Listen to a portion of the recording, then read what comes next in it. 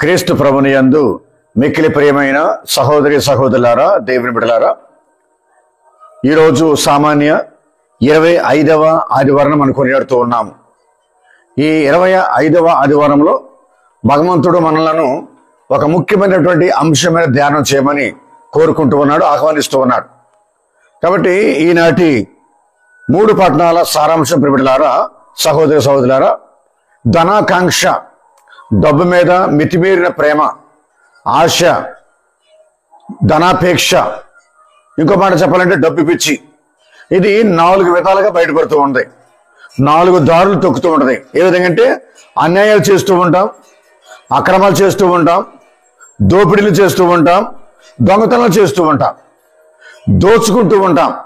ఈ ధనాకాంక్ష అనేటువంటి ఆ కోరికను తీర్చుకోవటానికి, డబ్బు సంపాదన కోసం, ఆస్తి కూడబెట్టుకోవడం కోసం ఎవరి జీవితాలైనా కానీ పణంగా పెట్టేసి నాశనం చేసి ఈ డబ్బును కూడబెట్టుకుంటూ ఉంటాం.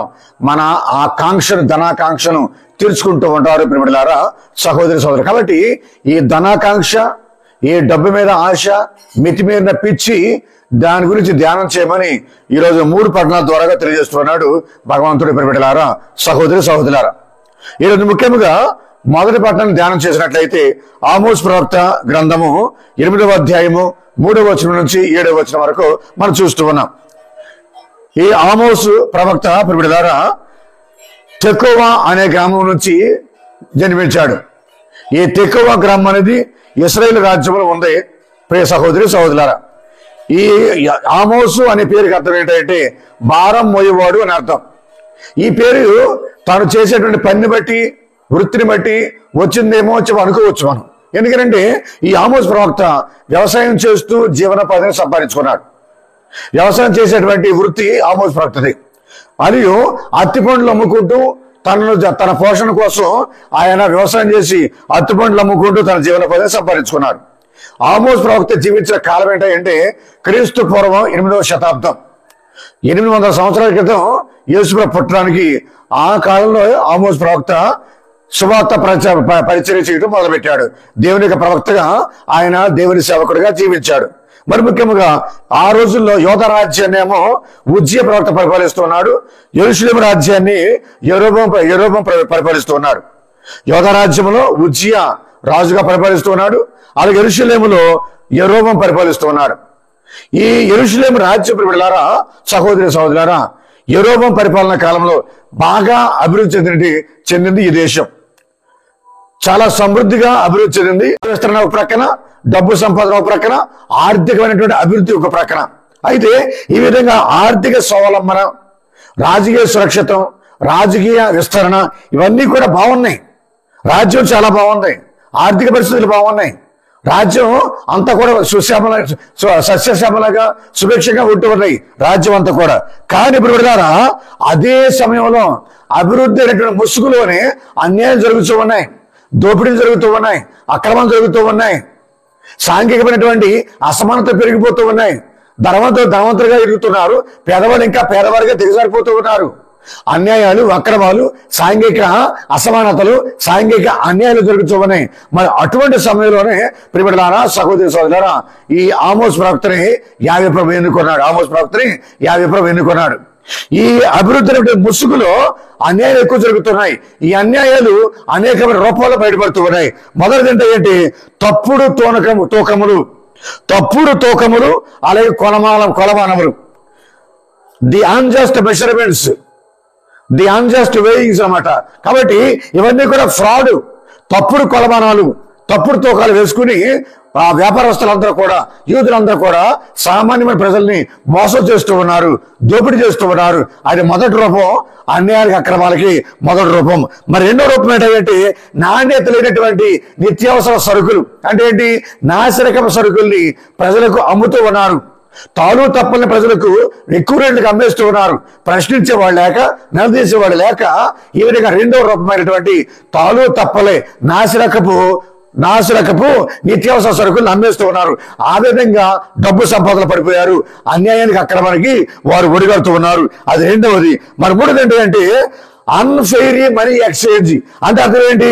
అన్యాయపు డబ్బులు మార్పిడి, మనీ ఎక్స్చేంజ్. డబ్బులు మారకం, డబ్బులు మార్పిడిని అన్యాయంగా చేస్తూ ఉన్నారు, అక్రమంగా చేస్తూ ఉన్నారు. అదేవిధంగా ఆ అన్యాయాలకి, అక్రమాలకి ఆ ఇశ్రాయేలు ప్రజలంతా కూడా ధర్మశాస్త్ర బోధకులు కావచ్చు, పరిసయ్యులు కావచ్చు, సద్దూకయ్యులు కావచ్చు, వ్యాపారస్తులు కావచ్చు, వీళ్ళందరూ కూడా అన్యాయానికి ఒడిగడుతూ ఉన్నారు. అది కూడా బిడ్డలారా, దేవుని బిడ్డలారా, పేద ప్రజలని పేద ప్రజలుగా చేస్తూ ఉంది. మరి నాలుగోది ఏంటంటే నిత్యావసర సరుకుల్ని దాచిపెట్టేసి బ్లాక్ మార్కెట్ పెంచుతూ ఉన్నారు. అనగా రేటు బాగా పెరిగేలాగా చేసి, ధరలు బాగా పెరిగేలాగా చేసి నిత్యావసర వస్తువులను కూడా పెంచేస్తూ ఉన్నారు. ప్రియ సహోదరులారా, దేవుని బిడ్డలారా, ఈ విధంగా పేదవాళ్ళు ఇంకా పేదవాళ్ళుగా చేసి, ఇంకా దీనులుగా చేసి వారందరినీ కూడా ఒకలాంటి పాలేతనం చేసుకునే వారిలాగా, బానిసలుగా చేసేవారిలాగా, ఈ విధంగా వారి చేతికి పడేవారిలాగా హింసిస్తూ ఉన్నారు, బాధ పెడుతూ ఉన్నారు. తోటి యూదుల్ని వారి బానిసలుగా చేసుకున్నారు, పాలేలుగా చేసుకున్నారు, దాసులుగా చేసుకున్నారు. ఈ విధంగా అన్యాయాలు పెరిగిపోయినాయి, అక్రమాలు పెరిగిపోయినాయి. ప్రియబిడ్డలారా, సహోదరులారా, కాబట్టి పైకి మాత్రం బాగానే ఉంది, పైకి మాత్రం రాజ్యం బాగానే ఉంది. పైనంతా ఒక పై చూస్తే కనుక మతాచారాలు బాగానే ఉన్నాయి, ఆరాధనలు బాగానే ఉన్నాయి, బలియాపడలు బాగానే ఉన్నాయి, అన్ని కూడా బాగానే ఉన్నాయి పైకి మాత్రం. కానీ లోపల మాత్రం అన్యాయం పెరిగిపోతూ ఉంది, అక్రమాలు పెరిగిపోతూ ఉన్నాయి, దోపిడీలు పెరిగిపోతూ ఉన్నాయి. ఈ విధంగా ఉన్నటువంటి ఈ సమయంలోనే ప్రియబిడ్డలారా, మనకు ఒక సామెత గుర్తొస్తుంది. ఏంటంటే మేడి పండు చూడు మేలిమై ఉండు, పొట్ట విప్పి చూడు పురుగులు అన్నట్లుగా పైకి మాత్రం బాగానే ఉంది, నిగనిగలాడుతూ ఉంది. అభివృద్ధి చెందిన దేశం, అభివృద్ధి చెందిన రాజ్యం అని చెప్పని అందరూ అనుకుంటూ ఉన్నారు. కానీ లోపల మాత్రం అన్యాయాలు, అక్రమాలు జరుగుతూ ఉన్నాయి, దోపిడీలు జరుగుతూ ఉన్నాయి. మతం అనేది భ్రష్టు పట్టిపోయింది. అన్యాయ అక్రమాలు చేసుకుంటూ పోతూ ఉన్నారు ఈ మత నాయకులు, రాజకీయ నాయకులు, వ్యాపారస్తులందరూ కూడా. కాబట్టి ప్రియబిడ్డలారా, సహోదరులారా, బయటికి బాగానే ఉన్నా కానీ లోపల పరిస్థితి మాత్రం దేవుని అసహ్యం కలిగించే పరిస్థితి, దేవుడు కోపగించుకునే పరిస్థితి, దేవుడు ఉగ్రుడవుతూ ఉన్నాడు. ఈ విధంగా సాంఘికమైనటువంటి అన్యాయ అక్రమాలు జరుగుతూ ఉన్నాయి అనేటువంటి విషయం తెలుసుకున్న యావే ప్రభు ఆమోస్ ప్రవక్తను ఎన్నుకున్నాడు. ఆమోసు, నువ్వు యోధా రాజ్యానికి వెళ్ళు, ఇశ్రాయేలు రాజ్యానికి వెళ్ళి అక్కడ అన్యాయాలు, అక్రమాలు, దోపిడీలు, దొంగతనాలు అన్ని కూడా మతమని ముసుగులో జరుగుతున్నాయి. కాబట్టి వెళ్ళి వాళ్ళని హెచ్చరించు, వెళ్ళి వాళ్ళని సరిచేయి, వాళ్ళ మనసు మార్చుకోమని చెప్పు, వాళ్ళ అన్యాయాలు ఆపమని చెప్పు, అక్రమాలను ఆపమని చెప్పని ఆమోస్ ప్రవక్తని దేవుడు ఎన్నిక చేసుకుని వారి యొద్దకు పంపిస్తూ ఉన్నాడు. ఇదే క్రమంలో ప్రియబిడ్డలారా, సహోదరులారా, కాబట్టి ఇదే విషయాన్ని మనం మొదటి పట్టణంలో వింటూ ఉన్నాం. కాబట్టి మనం కూడా ఈ విధంగా చేస్తూ ఉంటాం, అన్యాయాలు చేస్తూ ఉంటాం, అక్రమాలు చేస్తూ ఉంటాం, దోపిడీలు చేస్తూ ఉంటాం, దొంగతనం చేస్తూ ఉంటాం. మనది కాని దానికోసం మనం వెంపర్లాడుతూ ఉంటాం, ప్రాకులాడుతూ ఉంటాం. కానీ ప్రియబిడ్డలారా, సహోదరులారా, దేవుడు అనుగ్రహించేదే మనది, మన కష్టపడి సంపాదించుకునే మనది. కాబట్టి అన్యాయంగా, అక్రమంగా దోచుకుంటూ వేరే వాళ్ళ జీవితం నాశనం చేసి, వేరే వాళ్ళ కుటుంబాన్ని హతమార్చి, వారిని హరించేసి మనం సంపాదించుకోవటం అనేది అన్యాయం, అక్రమం. ప్రియబిడ్డలారా, సహోదరులారా, ఈ విధముగా మొదటి పట్టణంలో ప్రియబిడ్డలారా, ఆమోస్ ప్రవక్త సంఘానికి వ్యతిరేకంగా, సామాజిక అసమానతలకు వ్యతిరేకంగా, సాంఘిక అన్యాయాలకు వ్యతిరేకంగా ఇశ్రాయేలు ప్రజలను, యోధా ప్రజలను హెచ్చరించాడు ప్రియబిడ్డలారా. అందుకని ఆమోస్ ప్రవక్తని సాంఘిక ప్రవక్త, ఈ సోషల్ ప్రాఫిట్ అనేటువంటి విధంగా మనం వర్ణిస్తూ ఉంటాం. ఆ పేరు తెచ్చుకున్నాడు ప్రియబిడ్డలారా, సహోదరులు. కాబట్టి ఇక్కడ ఇది మొదటి విషయంలో సారాంశం. మరి రెండో పట్టణానికి వచ్చేస్తూ ఉన్నాం. రెండో పట్టణంలో పునీత పౌలు గారు మొదటి తిమోతి ప్రజలకు రాసిన లేఖ 2వ అధ్యాయం 1వ వచనం నుంచి 8వ వచనం మనం చదువుతున్నాం. మొదటి తిమోతి పత్రిక 2వ అధ్యాయము 1వ వచనం నుంచి 8వ వచనం వరకు. ఈ రెండవ పట్టణంలో మనం చూసేటువంటి సందేశం ఏంటంటే, దేవుని సన్నిధికి వచ్చినప్పుడు, దేవుని ఆరాధనకు వచ్చినప్పుడు, దివ్య పూజలో పాల్గొనడానికి గుడికి వచ్చినప్పుడు మన విధానం ఎలా ఉండాలి, మన ప్రవర్తన ఎలా ఉండాలి, మన ఆరాధన ఎలా ఉండాలి అనే విషయాల గురించి ఇక్కడ పరిశుద్ధ పౌలు గారు చాలా చక్కగా తేడతెల్లంగా వివరిస్తూ ఉన్నాడు. మనం ఎలా ఉండాలి దేవాలయంలో, అది మొదటిది. రెండవది, మనం ఏ విధంగా ప్రార్థన చేయాలి, అది రెండవది. మరి మొదటిది ఏంటంటే, మనము దేవాలయానికి వచ్చినప్పుడు, దివ్య పూజకు వచ్చినప్పుడు, ఆరాధనకు వచ్చినప్పుడు ఎలా ఉండాలి. మొదటిది ఏంటంటే సత్ప్రవర్తనతో మనం మెలగాలి. రెండవది, సంపూర్ణమైనటువంటి దైవ భక్తితో మనం ఉండాలా. దేవుని యందు భక్తితో ఉండాలి, దేవుని యందు భయముతో ఉండాలి అని మలాకి ప్రవక్త చెబుతున్నాడు. ప్రియబిడ్డలారా, సహోదరు. కాబట్టి ఇక్కడ దైవభక్తి ఉండాలి, దైవభయంతో ఉండాలి, అలాగే మంచి మనస్తత్వంతో ఉండాలి, సత్ప్రవర్తనతో ఉండాలి. అలాగే క్రోధము గాని, తర్కము గాని, దేవాలయానికి వచ్చినప్పుడు, ఆరాధనకు వచ్చినప్పుడు, దివ్య పూజకు వచ్చినప్పుడు ఈ తర్కము గాని, అలాగే ప్రియబిడ్డలారా క్రోధం గాని ఉండకూడదు. ఈ విధంగా ఎలా ఉండాలి మన గుడిలో, ఈ విధంగా ఇది మొదటి విషయం. మరి రెండోది ఏంటంటే, ఏం ప్రార్థన చేయాలి మనం, ఎలా ప్రార్థన చేయాలి, మనం దేని గురించి మనం ప్రార్థన చేయాలి అనే విషయాన్ని కూడా ఇక్కడ 2వ పాఠంలో తిమోతికి రాసిన లేఖలో చెబుతున్నారు పౌలు గారు. ఏ విధంగా మనం ఏమని ప్రార్థన చేయాలి, దేనికోసం ప్రార్థన చేయాలంటే సకల మానవ రక్షణ కోసం మనం ప్రార్థన చేయాలి. అది మొదటి అంశం. సకల మానవుల రక్షణ కోసం మనం ప్రార్థన చేయాలి. అందరూ కూడా రక్షించబడాలి, అందరూ దైవరాజ్యంలో చేరుకోవాలి, అందరూ కూడా దేవుని తెలుసుకోవాలి, అందరూ కూడా మోక్షరాజ్యాన్ని అందుకోవాలి అనే దానికోసం మనం ప్రార్థన చేయాలి. మరి ఏంటంటే రాజుల కోసం ప్రార్థన చేయాలా, నాయకుల కోసం ప్రార్థన చేయాలా, ప్రజాప్రతినిధుల కోసం ప్రార్థన చేయాలా, ప్రభుత్వాల కోసం ప్రార్థన చేయాలా. వాళ్ళ కోసం ప్రార్థన చేసి చక్కనటువంటి న్యాయ పరిపాలన జరిగే విధముగా, అందరినీ సమానంగా చూసే విధముగా పరిపాలించడం చెప్పని మనం అందరూ కూడా వాళ్ళ కోసం ప్రార్థన చేయాలి. మరి 3వ విషయం ఏంటంటే దేవుడు ఒక్కడే అనే విషయాన్ని మనం ఎక్కువగా నమ్ముకోవాలి. దేవుడు ఒక్కడే, ఆ దేవునికి మానవులకు మధ్యవర్తి ఒక్కడే, ఆయన యేసుక్రీస్తు. దేవుడు ఒక్కడే, దేవునికి మనకే మధ్యవర్తి యేసుక్రీస్తు ఒక్కడే అనే విషయాన్ని మనం నమ్ముకోవాలి. ఆ విధంగా విశ్వసించాలి. ఆ విధంగా మనం విశ్వసించి ప్రార్థన చేసుకోవాలి. ఇది ప్రియలారా 2వ పాఠంలో మనం చూసేటువంటి సారాంశం. ప్రియ సహోదరి సహోదరులారా, దేవుని సన్నిధిలో, దేవుని దేవాలయంలో ఎలా ఉండాలి అది మొదటి విషయం. 2వ విషయం ఏంటంటే ఏమని ప్రార్థన చేయాలి, అది 2వ విషయం. కాబట్టి ఈ 2 పట్టణాలను కూడా మనం ధ్యానం చేస్తూ ఉన్నాం. మరి 3వ పట్టణం ఏంటంటే సువిశేషానికి వచ్చేస్తున్నాం. ఈరోజు సువిశేషాన్ని లూకా సువార్త 16వ అధ్యాయము 1వ వచనం నుంచి 13వ వచనం వరకు గ్రహించుకున్నాం. లూకా సువార్త 16వ అధ్యాయము 1వ వచనం నుంచి 13వ వచనం వరకు. ముందు చూపు గల గృహ నిర్వాహకుడు. అసలు గృహ నిర్వాహకుడు అనే దానికి అర్థం ఏంటంటే వేరొకరి ఆస్తిని లేదా యజమాని యొక్క ఆస్తిని మేనేజ్ చేసేవాడు, నిర్వహించేవాడు ఈ గృహ నిర్వాహకుడు అనేటువంటి పదానికి అర్థం. యజమాని తరపున, యజమాని లాభం కోసం, యజమాని అభివృద్ధి కోసం యజమాని యొక్క ఆస్తిని మేనేజ్ చేయాలా, నిర్వహించాలా. అలాగే యజమాని విశ్వాసపత్రగా సేవించాలా. చదవండి ఒకసారి 1 కొరింథీ పత్రిక 4వ అధ్యాయము 2వ వచనం చదవండి. యజమాని యొక్క సేవలో నిజాయితీ ఉండాలి, నిస్వార్థంగా ఉండాలి. బాధ్యతను అప్పగించబడిన వాడు విశ్వాసపాత్రుడై ఉండవలెను. గమనించండి, ఇక్కడ విశ్వాసపాత్రగా ఉండాలా. గృహ నిర్వాహకుడు లేదా యజమాని యొక్క ఆస్తి నిర్వహించేవాడు విశ్వాసపాత్రంగా ఉండాలా, నమ్మకస్తుడిగా ఉండాలా, నమ్మిన పంటుగా ఉండాలా. ఆ విధంగా ఉంటేనే గృహ నిర్వాహకుడు లేదా నిర్వహించేవాడు లేదా మేనేజర్ ఆ విధంగా ఉండగలగాలి. విశ్వాసపాత్రంగా, నమ్మకస్తుడిగా ఉండాలి. ప్రియబిడ్డలారా, సహోదరి సోదరులారా, మరి తర్వాత విషయం ఏంటంటే యజమాని యొక్క ఆస్తిని నిర్వహించేవాడు ప్రియబిడ్డలారా అది తన ఆస్తి కాదు అనే విషయం గుర్తుంచుకోవాలి. నేను నిర్వహించేటువంటి ఈ ఆస్తి నాది కాదు, నేను కేవలం నిర్వాహకుడినే, నేను కేవలం మేనేజర్ మాత్రమే. ఆస్తి మొత్తం కూడా యజమానిదే అనే విషయాన్ని ఇప్పుడు కూడా గుర్తుంచుకోవాలి. ఆ యజమాని యొక్క ఆస్తిని మేనేజ్ చేసే సమయంలో అతను అతను కొంచెం ఎంజాయ్ చేయొచ్చు, సంతోషంగా ఉండొచ్చు, కొంచెం విలాసవంతంగా ఉండొచ్చు. కాబట్టి ఆ విధంగా ఉన్నా కానీ యజమాని యొక్క కార్యనిర్వహణలో, యజమాని యొక్క ఆస్తి నిర్వహణలో కొంచెం సంతోషంగా, కొంచెం ఎంజాయ్ చేయొచ్చు, ఆనందించవచ్చు, సుఖంగా ఉండొచ్చు, క్షేమంగా భద్రంగా ఉండొచ్చు. ఆ విధంగా ఉండొచ్చు. కానీ ఆస్తి మొత్తం నాదే, యజమాని ఆస్తి మొత్తం కూడా నాదే అని మాత్రం అనుకోకూడదు. ఈ గృహ నిర్వాహకుడు, ఈ నిర్వాహకుడు లేదా మేనేజర్ ఆ విధంగా అనుకోకూడదు. కానీ ఇక్కడ సువిశేషంలో మనం గమనించేది ఏంటంటే ప్రియబిడ్డలారా, ఈ గృహ నిర్వాహకుడు ఈ విషయం మర్చిపోయాడు. యజమాని ఆస్తి మొత్తం కూడా నాదే, నేనే అధికారిని, నేనే వారసుడిని, నేనే యజమాని అనే విషయాన్ని ఆయన మనసులో పెట్టుకుని పరిపూర్ణంగా తన ఇష్టానుసారంగా చేయటం మొదలుపెట్టారు.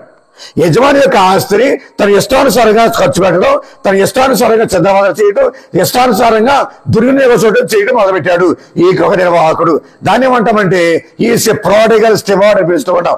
అంటే తప్పిపోయిన కుమారుడులాగా తప్పిపోయినటువంటి నిర్వాహకుడిగా ఈ వ్యక్తి వ్యవహరిస్తూ ఉన్నాడు. అంటే ఏంటి? యజమాని యొక్క ఆస్తిని దుర్వినియోగం చేస్తూ ఉన్నాడు, తన యొక్క దొంగ స్నేహితులతో పనిచేసుకుంటున్నాడు, అక్రమంగా పనిచేస్తూ ఉన్నాడు, దొంగ లెక్కలు రాస్తూ ఉన్నాడు, దొంగ ఆడిటింగ్ మెయింటైన్ చేస్తూ ఉన్నాడు. కాబట్టి అకౌంట్ అనేది సరిగా లేదు. ఇక్కడ ఆ గృహ నిర్వాహకుడు యొక్క అకౌంట్ సరిగా లేదు. కాబట్టి కొన్ని ఫిర్యాదులు వెళ్ళిపోయినాయి ఆ గృహ నిర్వాహకుడి మీద యజమానికి. అప్పుడు యజమానుడు ఆ గృహ నిర్వాహకుడిని పిలిచి, నువ్వు చేస్తుందేంటి, నీ మీద ఈ ఫిర్యాదులు ఏంటి, ఈ అలిగేషన్స్ ఏంటి, నాకు లెక్కప్ప చెప్పు, నీ ఆడిటింగ్ వర్క్ నాకు అప్పచెప్పు, ఎంతవరకు ఖర్చు పెడతారు నిజాయితీగా లెక్కప్ప చెప్పు అని చెప్పని, అకౌంట్ బుక్ తీసుకురామని చెప్పని అడిగినప్పుడు ఈ వ్యక్తి కూడా చాలా భయపడిపోయాడు, కంగారపడ్డాడు, కలవరపడ్డాడు. నా భవిష్యత్తు ఏంటి తర్వాత అనే విషయం గురించి ఆలోచన చేస్తూ ఉన్నాడు. సో కాబట్టి ఇక్కడ ప్రియ సహోదరులారా, ఈ గృహ నిర్వాహకుడి యొక్క నిజాయితీని మనం పరిశీలించే ముందు, ధ్యానం చేసే ముందు, ఆలోచన చేసే ముందు మన నిజాయితీని కూడా ఒకసారి ధ్యానం చేసుకుందాం. We are also stewards. మనం కూడా నిర్వాహకులమే. దేవుని యొక్క ఆస్తికి, దేవుని యొక్క సంపాదనకి, దేవుని యొక్క శ్రీసభకి మనం కూడా నిర్వాహకులమే. విచారణ గురువుగా, గ్రామంలో ఉపదేశ మాస్టర్గా, ఒక కన్యాస్త్రీగా, ఒక సంఘ పెద్దగా, ఒక యువకుడిగా, ఒక యువతిగా, ఒక దేవమా సభ్యులుగా మనము కూడా మనకి ఇచ్చినటువంటి బాధ్యతల్లో మనం కూడా నిర్వాహకులమే. We are also స్టివర్డ్స్. కుటుంబంలో పెద్దగా, సంఘంలో పెద్దగా మనమందరం కూడా నిర్వాహకులమే. We are also stewards. మనం కూడా బాధ్యత వహిస్తూ ఉన్నాం. కాబట్టి it may be material stewardness or spiritual stewardness, ఏదేమైనా కావచ్చు. ఆధ్యాత్మికమైన సంపద భగవంతుడు మన చేతిలో పెట్టాడు. అలాగే ప్రియలారా, మెటీరియల్ ప్రాపర్టీ దేవుడు మన చేతిలో పెట్టాడు.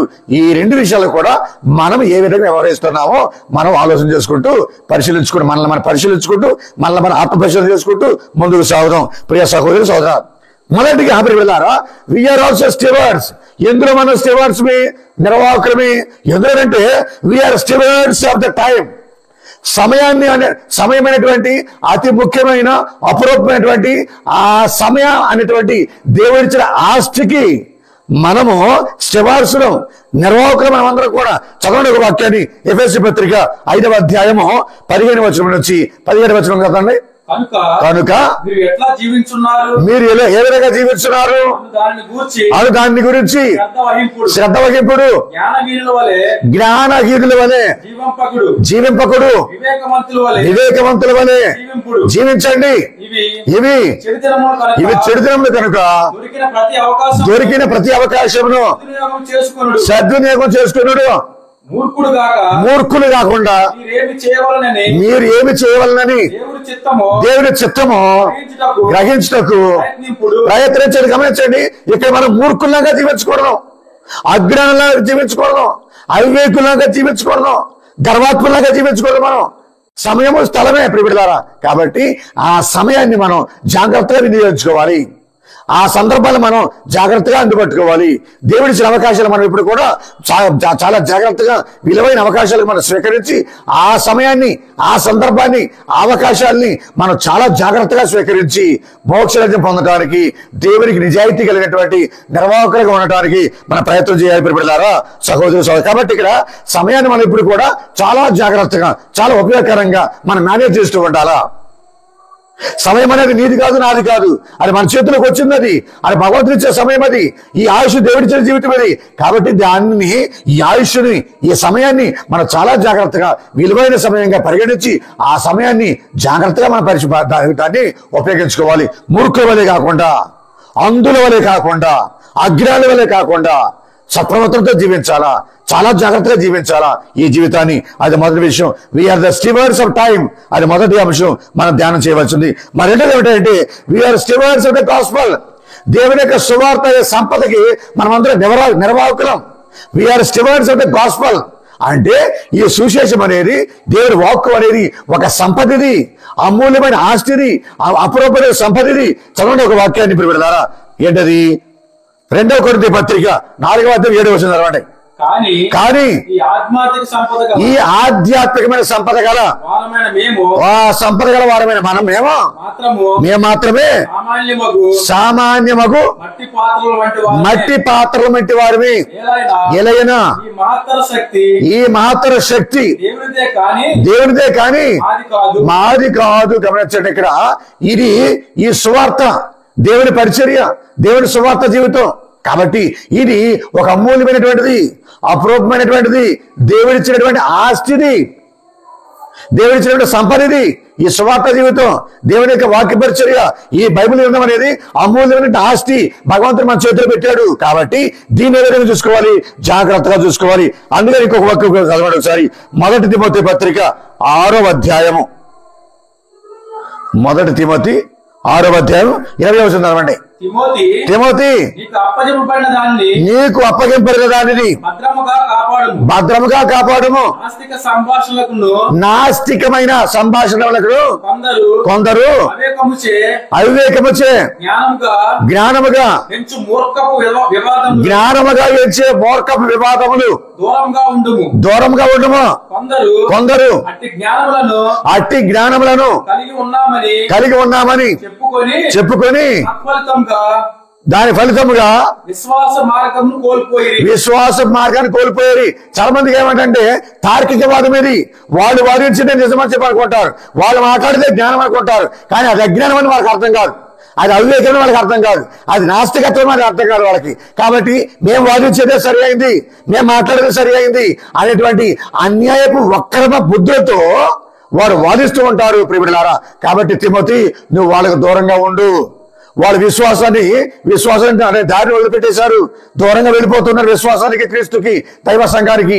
వాళ్ళ విషయంలో నువ్వు జాగ్రత్తగా ఉండు తిమోతి అని చెప్పని పౌలు గారు హెచ్చరిస్తారు. 2వ అధ్యాయం 2వ వచనం, 2వ తిమోతి 2వ అధ్యాయం 2వ వచనం, 2వ తిమోతి 2వ వచనం. కాబట్టి ఇక్కడ కూడా తిమోతికి చెబుతూ ఉన్నాడు, ఇదిగో తిమోతి నా కుమారుడా, నా సహోదరుడా, ఈ విషయంలో కూడా జాగ్రత్తగా ఉండు, ఈ విషయంలో కూడా జాగ్రత్తగా ఉండు.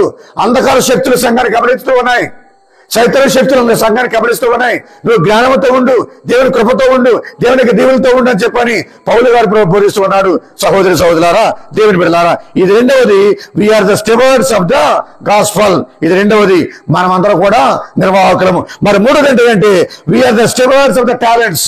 We are the stewards of the talents అంటే అర్థం ఏంటి?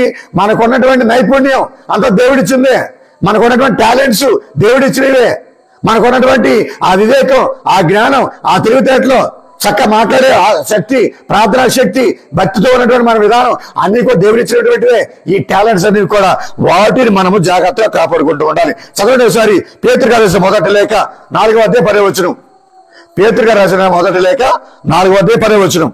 పలు రకములైన దేవుని వరములకు ఉత్తమమైనటువంటి నిర్వాహకుల వలె ప్రతి వ్యక్తి కూడా దేవుని నుండి తాను పొందిన విశేషపు కృపావరములను ఇతరుల మేలు కోసమే ఉపయోగించవలన. గమనించండి, ఇక్కడ దేవుడిచ్చిన కృపావరాలు మనకి చాలా ఉన్నాయి. దేవుడిచ్చినటువంటి ఆస్తులు అవన్నీ కూడా, ఆ కృపవరాలు అవన్నీ కూడా నేను సొంతంగా కష్టపడి సంపాదించుకున్నాను అని అనుకోవడానికి తావులేదు. ఇక్కడ దేవుడే మన జీవితం బాగుండాలని చెప్పని, మన జీవితం ద్వారా వేరే వాళ్ళ జీవితాలు కూడా బాగుండాలని చెప్పని మనకు ఎక్కువగా టాలెంట్స్ ఇచ్చున్నాడు భగవంతుడు, ఎక్కువ నైపుణ్యం ఇచ్చాడు భగవంతుడు, ఎక్కువ జ్ఞానం ఇచ్చాడు భగవంతుడు, ఎక్కువ తెలివితేటలు ఇచ్చాడు భగవంతుడు. వాటిని మన అభివృద్ధి కోసం, ఇతరుల అభివృద్ధి కోసం, ఇతరులు కూడా బలపడాలి, ఇతరులు కూడా బాగుపడాలి, ఇతరులు కూడా క్రీస్తు దగ్గర రావాలి అనే విధంగా మన నైపుణ్యాన్ని, మన కెపాసిటీని, మన క్యాలిబర్ని వాళ్ళ కోసం కూడా వినియోగించాలి, వాళ్ళ క్రీస్తు దగ్గర చేర్చే విధంగా వినియోగించాలని చెప్పని పౌలు గారు అంటూ ఉన్నాడు. ప్రియ సహోదరి సహోదరులు, కాబట్టి ఇక్కడ మూడవ స్టెవర్డ్నెస్, మూడవ నిర్వాహకులు ఏంటంటే we are the stewards of the talents. మరి నాలుగోది ఏంటంటే we are the stewards of the power and strength. బలమునకు శక్తినికి మనమందరం కూడా నిర్వాహకులం. మనకెంతో బలం ఉంది, మనకెంతో శక్తి ఉంది, మనకెంతో పేరు ఉంది, మనకు పేరు ప్రఖ్యాతులు ఉన్నాయి, మనకు గౌరవం ఉంది, మనకు పలుకుబడి ఉంది. ఇవన్నీ కూడా భగవంతుడు ఇచ్చినటువంటివే, ఇవన్నీ దేవుడు మనకి ఇచ్చినటువంటివే. వాటిని మనం ఏం చేయాలంటే జాగ్రత్తగా ఉపయోగించుకోవాలి. దేవుని మహిమ కోసం, సంఘ ఔన్నత్యం కోసం, సంఘ అభివృద్ధి కోసం వాటిని మనం వినియోగించుకోవాలని చెప్పని భగవంతుడు అంటూ ఉన్నాడు, యేసుప్రభువు అంటూ ఉన్నాడు. మనకున్నటువంటి పరపతి కావచ్చు, శ్రీస అభివృద్ధి కొరకే వీటిని వాడుకోవాలి, వినియోగించాలని చెప్పని ఇక్కడ యేసుప్రభువు మనతో బోధిస్తున్నాడు. ఇక ఐదవ స్టెవార్డ్నెస్, ఇక ఐదవ స్టెవార్డ్షిప్. ఈ స్టెవార్డ్షిప్ లేదా నిర్వాహకత్వం అనేది ప్రియులారా గుడ్ హెల్త్. దేవుడు మనకి మంచి ఆరోగ్యం ఇచ్చాడు, దేవుడు మనకి మంచి ఆరోగ్యం ఇచ్చాడు, శక్తిని బలం ఇచ్చాడు, బంగారం అంటే ఆరోగ్యం ఇచ్చాడు దేవుడు మనకి. అందుకని ఆరోగ్యమే మహాభాగ్యం అంటూ ఉన్నాం, హెల్త్ ఈస్ వెల్త్ అని చెప్పంటూ ఉన్నాం. కాబట్టి ఆరోగ్యమే మహా గొప్ప సంపద, అది దానికి మించిన సంపద ఎక్కడ ఉండదు. కాబట్టి ఆ భగవంతుడు, ఆ చల్లని తండ్రి, కృపగల దేవుడు మనకి మంచి ఆరోగ్యాన్ని ఇచ్చాడు, మనకి శక్తిని ఇచ్చాడు, మనకి బలం ఇచ్చాడు, శారీరకమైన దృఢత్వం ఇచ్చాడు, మానసికమైన దృఢత్వం ఇచ్చాడు మనకి. మరి అటువంటి సమయంలో ఈ శరీరమైనటువంటి ఆరోగ్యాన్ని, ఈ శక్తిని, ఈ బలాన్ని, ఈ దృఢత్వాన్ని, ఈ మానసికమైనటువంటి పరిపక్వతని దేవుని మహిమ కోసం వాడుకోవాలా, దేవుని ఘనకార్యం కోసం వాడుకోవాలా. నీకు ఇచ్చినటువంటి ఆరోగ్యము, నీకు ఇచ్చిన ఈ శక్తి, నీకు ఇచ్చిన బలము దాచుకోవటం కాదు. భగవంతుడికి నీకు ఇచ్చిన జ్ఞానం అనేది దాచుకోవటం కాదు. వినాశనానికి వాడుకోవటం కాదు, నాశనానికి వాడుకోవటం కాదు. దేవాలయాన్ని నాశనం చేయటం, సంఘాన్ని నాశనం చేయటం, గ్రామాన్ని నాశనం చేయటం, దానికోసం కాదు దేవుడు నీకు ఇచ్చింది ఈ మంచి ఆరోగ్యాన్ని, ఈ మంచి శక్తిని. కాబట్టి దేవుని మహిమ కోసం, దేవుని సంఘం ఔన్నత్యం కోసం, సంఘ అభివృద్ధి కోసం నీకు ఇచ్చిన మంచి ఆరోగ్యాన్ని వినియోగించాలి. అది ఒక గొప్ప భాగ్యం దేవుడు నీకు ఇచ్చింది.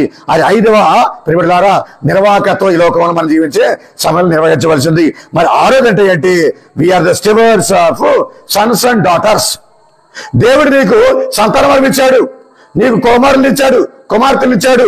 వాళ్ళే నీ ఆస్తి. చాలా మంది ఏమంటారంటే నా కొడుకే నా ఆస్తి అంటారు, నా కూతురే నా ఆస్తి అంటారు. కాబట్టి భగవంతుడు అంటూ ఉన్నాడు కదా, మరి సంతానం అనేది యెహోవా ఇచ్చే గొప్ప బహుమానం, అది ఒక గొప్ప వరం.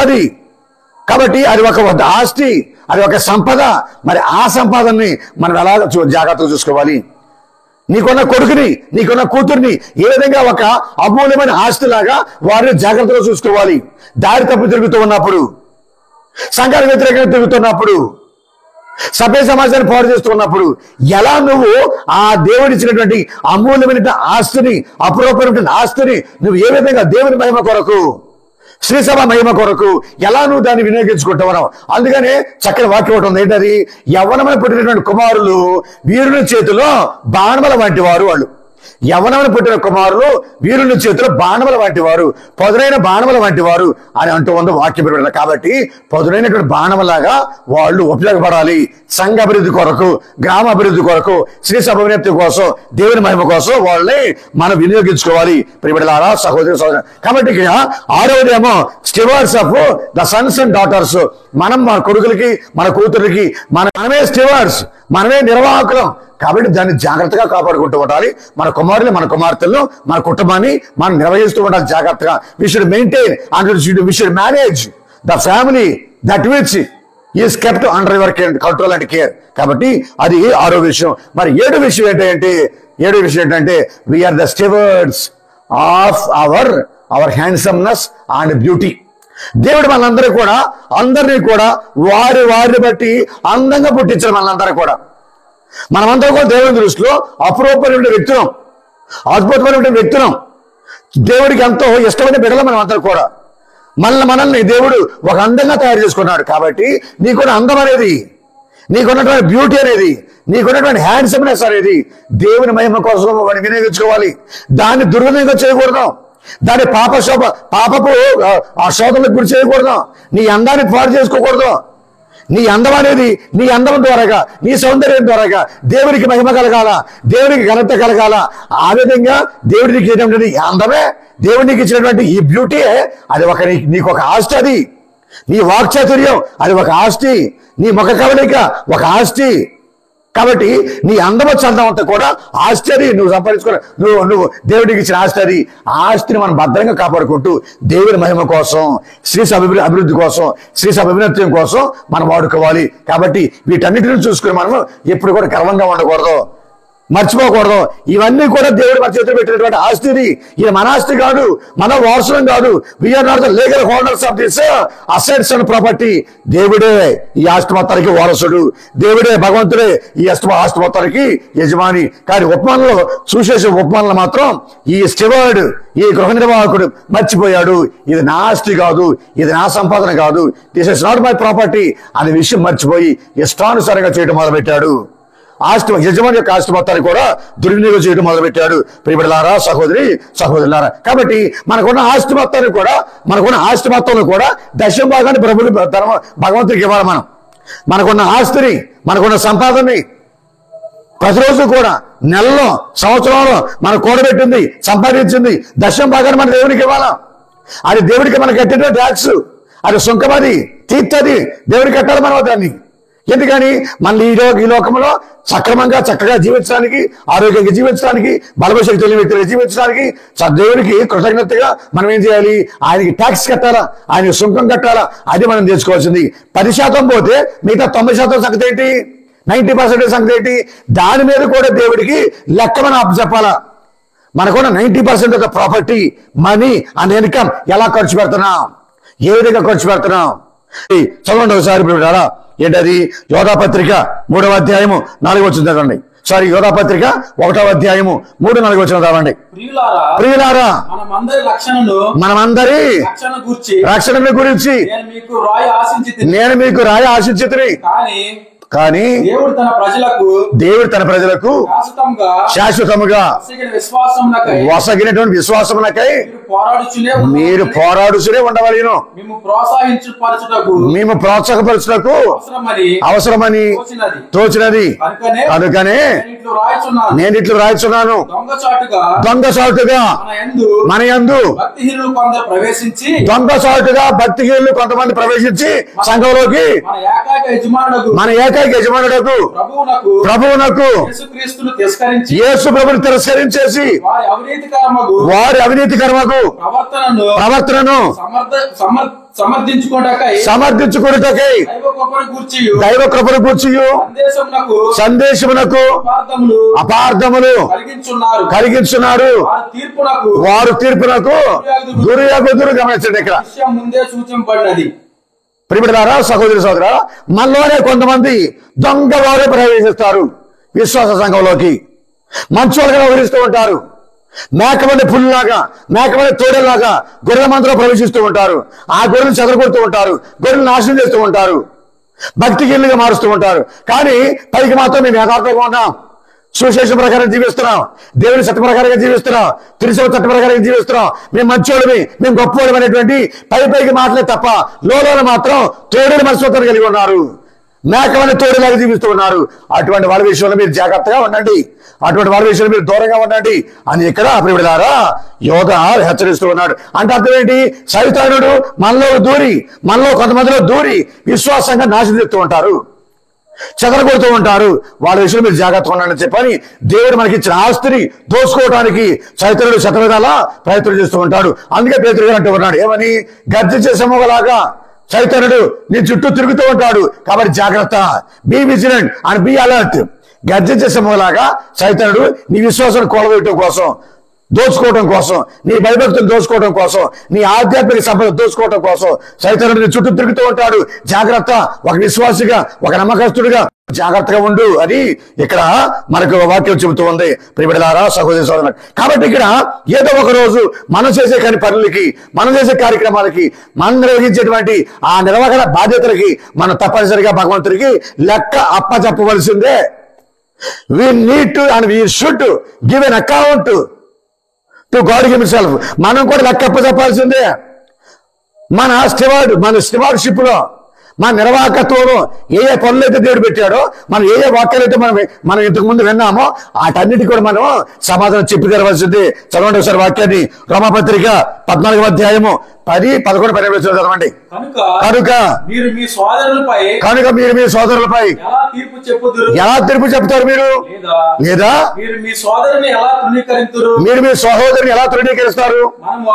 మనం అందరం కూడా తీర్పు కొరకై దేవుడి యొక్క న్యాయపీఠం ఎదుట నిలబడతాము. ఎలాగైనా నా జీవము తోడు ప్రతి మోకాలు మోకరించవలసిందే. ప్రతి మోకాలు అందరూ దేవుని స్తుతింతురు అని ప్రభువు చెప్పుచున్నాడు. కాబట్టి ఇక్కడ మనమందరూ కూడా మన జీవితానికి, మనం నెరవేర్చిన బాధ్యతలకి లెక్క అప్పచెప్పవలసిందే. మన అకౌంట్ బుక్ ఆయన ముందు పెట్టాల్సిందే. ఆయన అడిగే ప్రతి ప్రశ్నకు మనం సమాధానం చెప్పాల్సిందే, చెప్పి తీరాలి. ఈ లోకంలో నువ్వు స్టివార్డ్గా ఉన్నావు కాబట్టి, గృహ నిర్వాహకుడిగా ఉన్నావు కాబట్టి, నిర్వాహక బాధ్యత నిర్వహిస్తున్నావు కాబట్టి లెక్క అప్పచెప్పవలసిందే. కాబట్టి నువ్వు నిజాయితీగా పనిచేస్తే, నిస్వార్థంగా పనిచేస్తే, యజమానుడికి నమ్మకస్తుడిగా పనిచేస్తే, నమ్మిడి బట్టిగా పనిచేస్తే మనకు బహుమతి వస్తూ ఉంది. లేదంటే కనుక శాపమే, లేదంటే కనుక నిత్య నరకమే. చదవండి ఒకసారి ప్రియమిత్రులారా. 1 కొరింథీ పత్రిక 4వ అధ్యాయం 5వ వచనం. కనుక తగిన సమయము ఆసనమయ్యే వరకు అనగా ప్రభు రాకడ వరకు కూడా ఎవరి పైనను మీరు తీర్పు చెప్పరాదు. చీకటి ఎందున్న రహస్య విషయములను ఆయన వెలుగులో తీసుకొస్తాడు. హృదయములోను ఆలోచనలు కూడా ఆయన బహిరంగపరచును. అప్పుడు తనకు తగిన విధముగా ప్రతి వ్యక్తి కూడా దేవుని యొక్క బహుమతిని పొందుకుంటారు. ప్రియబిడ్డలారా, సహోదరి సహోదరులారా, కాబట్టి లోపల మాత్రం అన్ని కుట్రలే, అన్ని కుళ్ళే, అన్ని కుశబ్దాలే, అన్ని దొంగ నాటకాలే, అన్ని కూడా నాటకం పోటకాలే లోపల. కానీ బయటకు మాత్రం పవిత్రంగా వ్యవహరిస్తూ ఉన్నాం, పరిశుద్ధులుగా ఉంటూ ఉన్నాం. కపట వేషధారి డబల్ సోల్డ్ లైఫ్ అంటాం. అంటే ఏంటి ఇది? ఏంటంటే రెండు వ్యక్తిత్వాలు, రెండు మనస్తత్వాలు, రెండు అడుగులు, రెండు విధానాలు, రెండు పద్ధతులు. వాటిని మనం అనుసరిస్తూ మన పిలుపు వచ్చినప్పుడు దేవుడి సింహాసనం ముందు మనం నిలబడినప్పుడు లోపల దాగి ఉన్నటువంటి ఆలోచన మొత్తాన్ని కూడా ఆ క్రీస్తు భగవంతుడు బయటికి తీసుకొస్తాడు. రహస్యంగా ఉన్న వాటినన్నిటి కూడా బహిరేతమరుస్తాడు. కాబట్టి నీ హృదయం ఏమైతే ఉన్నాయో, రహస్యంగా నువ్వు ఏదైతే చేస్తున్నావో, ఏ గూడిపోటని ఏ చేస్తూ ఉన్నావో అన్నీ కూడా బయటికి రావాల్సిందే క్రీస్తు ప్రభు ముందు. కాబట్టి జాగ్రత్త. నువ్వు చేసే పనులు, నువ్వు తీసుకునే నిర్ణయాలు, నువ్వు చేసే నిర్వాహకత్వం, నీ నిర్వాహకం ఎంతవరకు కరెక్ట్, ఎంతవరకు సరి అయిందో ఆత్మ పరిశీలన చేసుకుని ముందుకు నడుస్తూ ఉండాలి. ప్రియబిడ్డలారా, సహోదరి సహోదరులారా, కాబట్టి ఇక్కడ ఈ విషయాలన్నీ కూడా మన గురించి మనం తెలుసుకోవాలి. ఇప్పుడు సువిశేషంలోకి రెండో భాగంలోకి ప్రవేశిస్తూ ఉన్నాం. ఈ గృహ నిర్వాహకుడు అనేటువంటి వ్యక్తి సువిశేష భాగంలో ప్రియబిడ్డలారా తప్పు మీద తప్పు చేసుకుంటూ పోతూ ఉన్నాడు. మొదటి పొరపాటు ఏంటంటే ఈ ఆస్తి మొత్తం నాదే అని చెప్పి అనుకున్నాడు, ఈ సంపద మొత్తం నాదే అనుకున్నాడు. యజమాని ప్రక్కన పెట్టేశాడు. ఇష్టానుసారంగా దుర్వినియోగం చేయడం మొదలుపెట్టాడు. యజమాని తెలిసింది ఇతడు దుర్వినియోగం చేస్తున్నాడు, నా ఆస్తి మొత్తం కూడా మంట కలిపేస్తున్నాడు అని అకౌంట్ అప్పచెప్పమని చెప్పని అడిగితే అప్పుడేం చేశాడు? మొదటి తప్పేమో దుర్వినియోగం చేయటం, రెండో తప్పేంటి? అన్యాయంగా యజమాని యొక్క ఆస్తిని వేరే వాళ్ళకి దారాదత్తం చేస్తూ ఉన్నాడు, దోచిపెడుతూ ఉన్నాడు, వాళ్ళకి అక్రమంగా ఇచ్చేస్తూ ఉన్నాడు. ఎవరెవరైతే యజమాని దగ్గర రుణస్తులుగా ఉన్నారో వాళ్ళ రుణాన్ని తగ్గించి రాసుకోమని చెప్పారు. ఆ మిగిలినటువంటి సంపదతో తాను భవిష్యత్తులో ఒక సెటిల్ అయిపోవచ్చు. వాళ్ళని ఆదరిస్తారు, వాళ్ళని స్వీకరిస్తారు. ఎందుకంటే నేను కష్టపడి పని చేయలేను, నేను సోమరిపోతుని, ఒళ్ళొచ్చి పని చేయలేను, నాకు నామోషి, కూలి పనులకు వెళ్ళలేను, నాకు నామోషి, అన్యాయంగా సంపాదించాలా, అక్రమంగా దోచుకోవాలా? ఎవరి డబ్బులతో? యజమాని డబ్బులతో, యజమాని ఆస్తితో. తేరకొస్తే కనుక మనం దోచుకోవడానికి మాత్రం వెనకడుగు వేయం. కాబట్టి దోపిడీ. ఈ గృహ నిర్వాహకుడు కూడా దోపిడీ చేస్తూ ఉన్నాడు యజమాని యొక్క సంపద, యజమాని యొక్క ఆస్తిని. అది తప్పు, అది మహాపాపం అని చెప్పని సువిశేషం మనం వింటూ ఉన్నాం. ప్రియ సహోదరి సహోదరులారా, కాబట్టి ఇక్కడ ప్రియబిడ్డలారా, యేసుప్రభు ఇక్కడ ఈ గృహ నిర్వాహకుడిని మెచ్చుకోవాలని చెప్పి అనుకుంటున్నాం. చాలా మంది కూడా మెచ్చుకోవాలా ఆ గృహ నిర్వాహకుడిని, అతని జ్ఞానాన్ని మెచ్చుకోవాలా, అతని వివేకాన్ని మెచ్చుకోవాలా. వివేకము కలిగినటువంటి గృహ నిర్వాహకుడు అని అనుకుంటాం, కానీ వాడు అవివేకి, వాడు అజ్ఞాని, వాడు మూర్ఖుడు. ఏ విధంగా యేసు ప్రభు మెచ్చుకున్నాడంటే దానికి బలమైన కారణం ఉంది. ప్రియబిడ్డలారా, సహోదరి సహోదరులారా, ఏ విధంగా మెచ్చుకున్నాడు? ఏ విధంగానంటే మూడు సందర్భాలు. మూడు సందర్భాలు ఏంటంటే ప్రియబిడ్డలారా, యేసుక్రీస్తు మీరు ఈ విధంగా ఉండబాకండి, ఈ సువిశేషంలో గృహ నిర్వాహకుడు అన్న విధంగా మీరు ఉండబాకండి. ఏ విధంగా ఉన్నాడు వాడు? ఏ విధంగా ఉన్నాడంటే ఈ లోక వస్తువుల విషయంలో చాలా క్లెవర్గా ఉన్నాడు. మొదటిది, ఈ లోకానికి సంబంధించిన వస్తువులో చాలా క్లెవర్గా ఉన్నాడు. కానీ పరలోకానికి సంబంధించిన వస్తువుల్లో మాత్రం చాలా అవివేకిగా ఉన్నాడు. ఇది మొదటిది. రెండోది ఏంటంటే ఈ లోక వ్యవహారాల్లో చాలా క్లెవర్గా ఉన్నాడు, చాలా జీనియస్ గా ఉన్నాడు, చాలా ఇంటెలిజెంట్ గా ఉన్నాడు ఈ వ్యక్తి. కానీ పరలోక రాజ్యానికి సంబంధించిన వ్యవహారాల్లో మాత్రం చాలా అజ్ఞానిగా ఉన్నాడు, చాలా మూర్ఖుడిగా వ్యవహరించాడు. అది రెండవది. మరి మూడోది ఏంటంటే ఈ లోకంలో లభించేటువంటి అవకాశాలని అందిపుచ్చుకున్నాడు. డబ్బు సంపాదించుకోవడం కోసం, ధనం సంపాదించుకోవడం కోసం, దోచుకోవడం కోసం, దాచుకోవడం కోసం అన్యాయంగా అక్రమంగా సంపాదించుకుని చెడు స్నేహితులు కూడబెట్టుకోవడం కోసం చాలా తెలివిగా ఉన్నాడు. యేసుక్రీస్తు మెచ్చుకున్నాడు.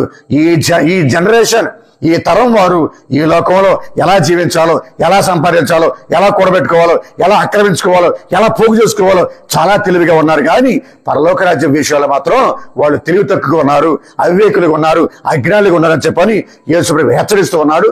అతనిలాగా మనం జీవించకూడదని చెప్పని యేసుప్రభు మనకందరికి కూడా వార్నింగ్ ఇస్తూ ఉన్నాడు. బిడ్డలారా, సహోదరి సహోదరు. కాబట్టి ఈరోజు సువిశేషంలో 9వ వచనం ఒకసారి చదువుకుందాం. 9వ వచనం మనం ఒకసారి చదువుకుందాం. ఆ 9వ వచనంలో మనం చూస్తూ ఉన్నాం కదా. 9వ వచనం, అన్యాయపు సొమ్ముతో స్నేహితులను సంపాదించుకొనుడు, ఎలాగైనా ఆ సొమ్ము గతించినప్పుడు వారు నిత్య నివాసంలో మేము చేర్చుకుందరని మీతో నిశ్చయముగా చెప్పుచున్నాను. ఈ 9వ వచనం ఏంటి? ఇది విషయం ఏంటంటే ప్రియమైన యేసుప్రభుని యొక్క ఉద్దేశం, సంకల్పం, ఆయన మనసులో ఉన్న భావం ఏంటంటే, ఇదిగో ఈ లోకంలో దేవుడు మీకు ఇచ్చిన ఆస్తి, సంపాదన, ప్రాపర్టీ, రిచ్నెస్ ఇవన్నీ కూడా దేనికోసం ఉపయోగించాలి? You invest this property, invest this asset to make friends. స్నేహితులు సంపాదించుకోవడానికి ఈ డబ్బు వాడుకో, బంధువులు సంపాదించుకోవడానికి ఈ డబ్బు వాడుకో, సంపాదించే వాళ్ళని స్నేహితులు పోగు చేసుకో, స్నేహితులు మనం జడ్జ్ చేసుకో. దేనికోసం? ఆ స్నేహితులే క్రీస్తు ప్రభువుకి స్నేహితులుగా నువ్వు చేయాలా, ఆ స్నేహితుల్ని క్రీస్తు ప్రభు దగ్గర తీసుకెళ్ళాలి, నువ్వు ఆ స్నేహితుల్ని క్రీస్తు ప్రభు కోసం సంపాదించాలా, ఆ స్నేహితుల్ని క్రీస్తు ప్రభు కోసం భగవతికి అప్పగించాలా. నీవు సంపాదించినటువంటి ఈ స్నేహితుల్ని ఈ లోకానుసారంగా జీవింపజేయడానికి కాదు, ఈ లోకానుసారంగా జీవించి పాడు చేయడం కాదు. వాళ్ళని దేవుడిచ్చిన డబ్బు ఇది, దేవుడిచ్చిన ఆస్తి ఇది, దేవుడిచ్చిన సంపాదన ఇది, నీ దగ్గర ఉన్నా కానీ నా దగ్గర ఉన్నా కానీ కొద్ది గొప్ప మనం కూడా నిర్వాహకులమే, కొద్ది గొప్ప మనం కూడా నిర్వహిస్తూ ఉన్నాం దేవుని యొక్క ఆస్తిని, దేవుని యొక్క సంపాదనని.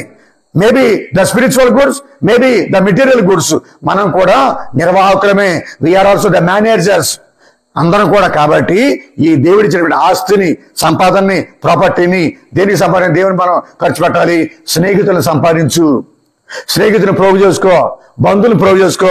వాళ్ళ కష్టాలు ఉన్నప్పుడు, వాళ్ళ బాధలు ఉన్నప్పుడు, వాళ్ళ ఇబ్బందులు ఉన్నప్పుడు, రోగాలతో కొట్టుబిట్టేటప్పుడు, పేదరికంతో కొట్టుబిట్టేటప్పుడు, అవసరం ఉన్నప్పుడు వాళ్ళకి సహాయం చేయి, ఆదరించు, ఆదుకో, వాళ్ళని సంపాదించుకో. ఎవరి కోసం సంపాదించాలి? క్రీస్తు కోసం సంపాదించు. క్రీస్తు బిడ్డలయ్యే భాగ్యం వాళ్ళకి తెచ్చి వాళ్ళ క్రీస్తు ప్రభు దగ్గర తీసుకురా, దేవాలయం దగ్గర తీసుకురా, గుడికి తీసుకురా, ప్రార్థన తీసుకురా, దేవుని బిడ్డలుగా ఏర్పరిచి వాళ్ళ పవిత్రంగా మార్చు. నువ్వు ఆ విధంగా చేయాలి. అప్పుడు నువ్వు అలా మారిస్తే గనక, నువ్వు ఎవరైతే మార్చావో నీ దగ్గర ఉన్న డబ్బుతో, నీ దగ్గర ఉన్న సంపాదనతో, అప్పుడు పరలోక రాజ్యంలో వాళ్ళు నిన్ను ఆహ్వానిస్తారు. పరలోక రాజ్యానికి, నిత్య నివాసంలోనికి వాళ్ళు నిన్ను ఆహ్వానిస్తారు. దేవుడిచ్చిన సంపాదనతో, దేవుడిచ్చిన ఆస్తితో నువ్వు స్నేహితులు సంపాదించావు కాబట్టి, బంధువులు సంపాదించుకున్నావు కాబట్టి, 10 మందిని సంపాదించుకుని నిన్ను పరలోక రాజ్యంలోకి, నిత్య నివాసంలోకి ఆహ్వానిస్తారనే విషయం అనేది ఇక్కడ యేసు ప్రభు స్పష్టం చేస్తూ ఉన్నాడు. ప్రియ సహోదరి సహోదరులారా, కాబట్టి ఇక్కడ ప్రియ బిడ్డలారా, దేవుని బిడ్డలారా, ఎల్లప్పుడూ కూడా మనము క్రీస్తు కోసం సంపాదించాలి. బిడ్డల్ని క్రీస్తు కోసం పనిచేయాలా, క్రీస్తు సంఘం కోసం పనిచేయాలా, శ్రీసభ కోసం పనిచేయాలా. ఆ విధంగా పనిచేస్తే మనం ఎల్లప్పుడూ కూడా దేవుని కృపకు పాత్రలం అవుతూ ఉన్నాం, దేవుని పవిత్ర జీవితానికి పాత్రలం అవుతూ ఉన్నాం. కాబట్టి ఇంకొక విషయం చెప్పి ముగించేస్తూ ఉన్నాను. ఇక్కడ ఏంటది? ఇద్దరు యజమానులు మనం సేవించకూడదు, ఇద్దరు యజమానులు మనం సేవించకూడదు. ఒక ప్రక్కనేమో దేవుడు, ఇంకో ప్రక్కనేమో సైతాను.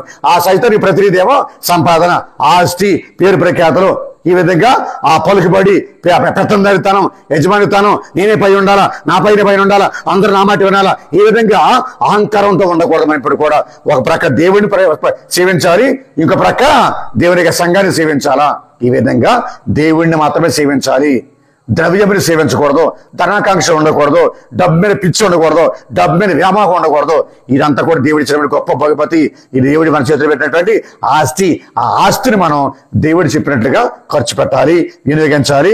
మహిమ కోసం, న్యాయం కోసం, ధర్మం కోసం, దేవుని కార్యాల కోసం, దైవ సంఘ అభివృద్ధి కోసం మనం ఖర్చు పెట్టాలి అనే విషయాన్ని ఇక్కడ ఈ 3 పట్టాల ద్వారాగా భగవంతుడు మనకు చెబుతూ ఉన్నాడు. ప్రియబిడ్డలారా, సహోదరి సహోదరులు, కాబట్టి తల వంచండి, కళ్ళు మూసుకోండి, చిన్న ప్రార్థన చేసుకుందాం.